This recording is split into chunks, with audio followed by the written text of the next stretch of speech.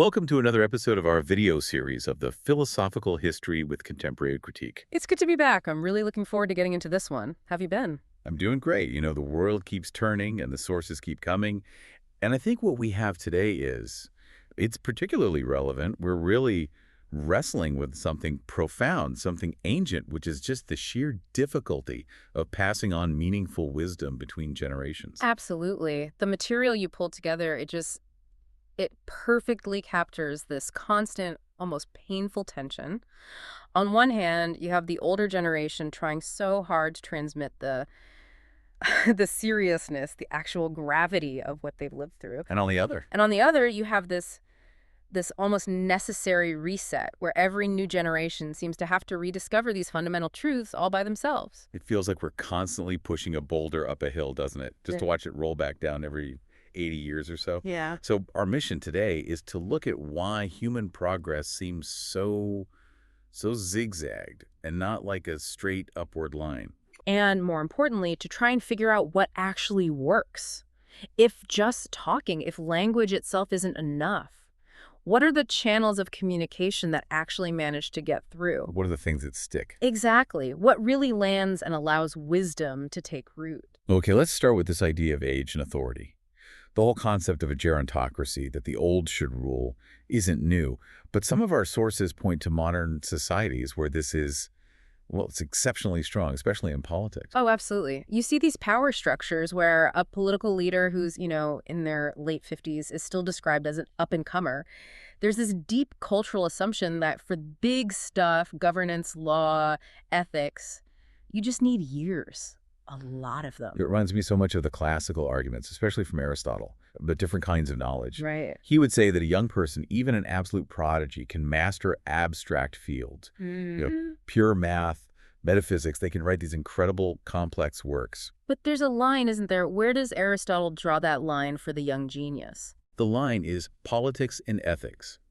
He says that same brilliant mind cannot be a great lawgiver or a profound ethical thinker.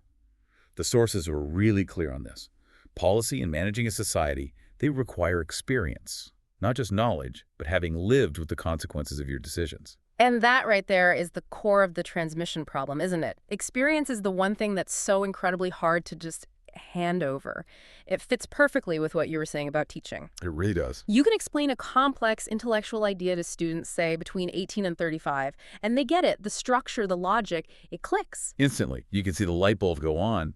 But then you bring up something deeply existential, something about loss or accountability or systemic failure, and a wall goes up. A disconnection, right? A total disconnection. Yeah. They dismiss it as just boring fuss. The gravity's just gone. And language is the main suspect here. I mean, it's an amazing tool for transferring concepts. We can read Plato and understand the idea of justice. But we can't feel the need for it, the urgency that he felt. Precisely.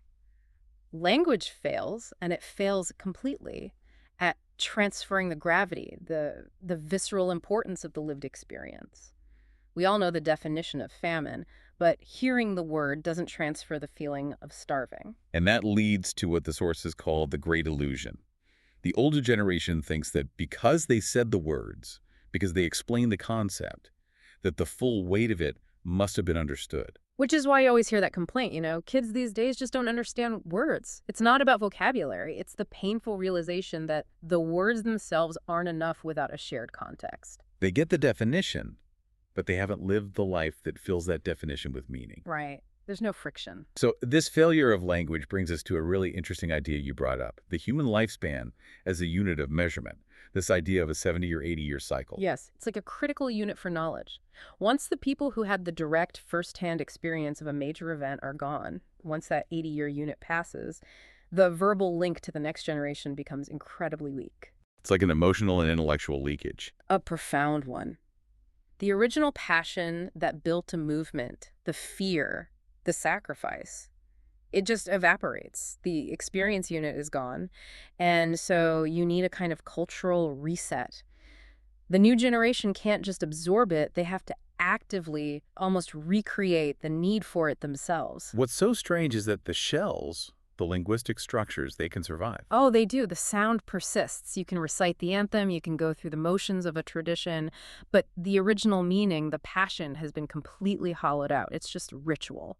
So if a younger person wants to get to that genuine value, they can't just passively read the textbook summary. That's just hollow rhetoric. No, they have to become excavators. They have to do what the sources call a mini-archaeology. They pick up the shovel themselves. It's the only way. You can't understand a major reform from 90 years ago by reading a paragraph about it.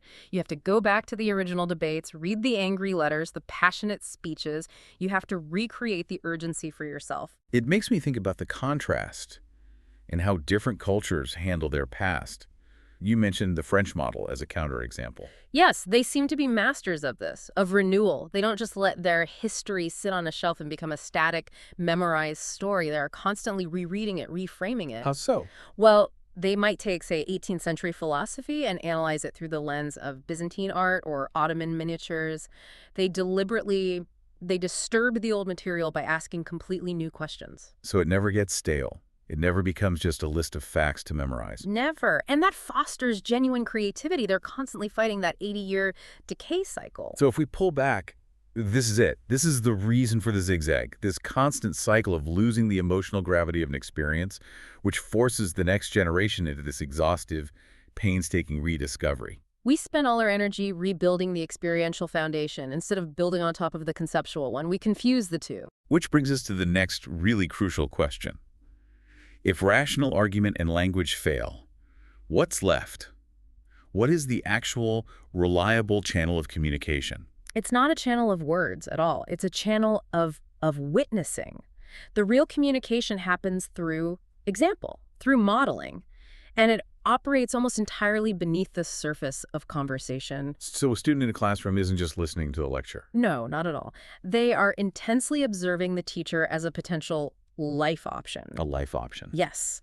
Everything about that adult, how they carry themselves, their ethics, how they handle being challenged, their values, it all sends this incredibly powerful signal. The young person is always asking subconsciously, is this a person I could become? Is this a viable, respectable way to live? That makes the simple act of showing respect into this massive teaching tool. I was really struck by that anecdote in the sources about the professor who was intensely formal and respectful with all his students. Even the freshmen, right. Even the freshmen. That small act, done consistently, is a huge communication event. It tells the student that being a respectable individual isn't some prize you earn at the end. It's your status right now. It grants them that dignity immediately. And that is a core message of self-efficacy. It's a value that's so much deeper than what's on the syllabus. Exactly. We spend so much energy arguing about which book to assign, but that's a surface-level debate. The real foundation is modeling self-respect and competence. If you fail at that, no reading list in the world is going to fix it. It's the non-negotiable part of education. Let's shift perspective a bit to the adults. There's this deep insecurity there, isn't there? This worry about how future generations will remember them. It's a huge existential anxiety, and it requires a really painful acceptance that you can't control it. Future generations are going to well, they're going to use you for their own needs. They'll simplify your complexities to fit whatever story they need to tell. And this gets even more difficult in cultures that have what the sources call a culture of denial.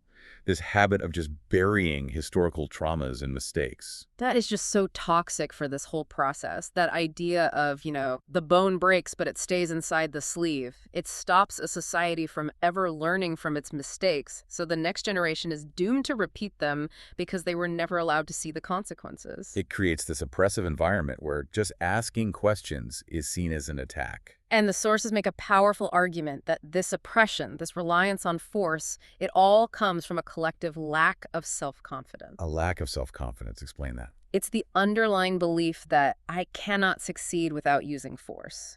This belief leads to constant coercion and shame, and it makes it impossible to even imagine other non-coercive solutions. It's a tragic cycle rooted in insecurity. So the way out isn't just a policy change, it's a psychological shift. It's a deep internal step. It's a culture gaining the confidence to believe we have the power to solve our own problems. We can face our painful history.